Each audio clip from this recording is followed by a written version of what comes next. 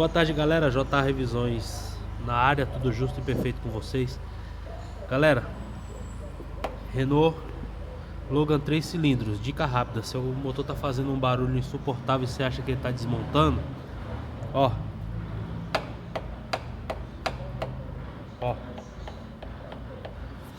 desgaste no cabeçote, desgaste no comando do cabeçote. E aqui não tem muito o que fazer, tá?